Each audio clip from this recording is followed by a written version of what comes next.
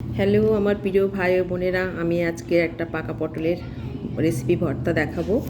তার জন্য আমি এই পটলটাকে প্রথমে কেটে নেব, নিয়ে এর শাঁসটাকে বার করে নেব।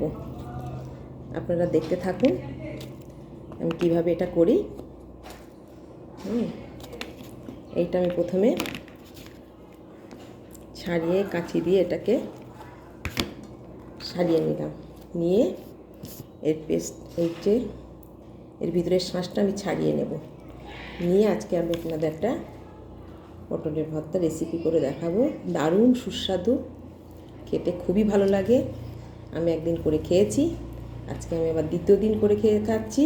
এর আগে আমি এইভাবে খাইনি, পুরো আস্ত পটলগুলো ভর্তা করে খেয়েছি, খোলা সমেত। একটু খোলা বাদ দিয়ে নিতাম। এখন আমি শ্বাসটা বার করে করছি। দেখুন প্রচুর শ্বাস, একটা থেকে আমি এতটা শ্বাস পেয়েছি। ঠিক আছে, এক এক করে আমি এই শ্বাসগুলি সব বার করি। করার পরে আমি আপনাদেরকে, ভাই বোন যারা আছে সবাইকে আমি দেখাবো।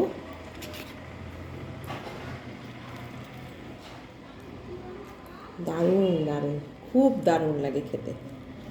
আমার তো খুবই ভালো লাগে। আপনাদের কেমন লাগে একদিন করে, আমার রেসিপিটা দেখে একদিন করে আমাকে জানাবেন ভালো লেগেছে কি খারাপ লেগেছে। আশা করি কেউ খারাপ বলবে না, খুবই ভালো লেগেছে। রাখছি, সব করার পরে আমি পুরো দেখাবো কেমন হয়েছে। দেখুন বন্ধুরা, আমার ভাই ও বোনেরা, আমার এই শাঁসগুলো হয়েছে ছাড়িয়ে পটলের। এবার আমি এটাকে ফ্রাই করে আপনাকে দেখাবো কতটা হয়েছে কি হয়েছে। আপনারা সবাই তখন দেখবেন। একটা কথা বলি, প্লিজ একবার এরকম করে বানিয়ে খেয়ে দেখুন। আমি একবার খেয়েছি, আমার ভালো লেগেছে বলে আমি আবার একবার করছি। খেয়ে যদি ভালো লাগে আমাকে একটু কমেন্ট করে জানাবেন, না লাগে তাও আমাকে কমেন্ট করে জানাবেন। এটাই আমার একটা রিকোয়েস্ট থাকলো। আশা করছি ভালোই লাগবে, খারাপ কিছু লাগবে না। আমি ভালো বলেছি মানে ভালো লাগবেই।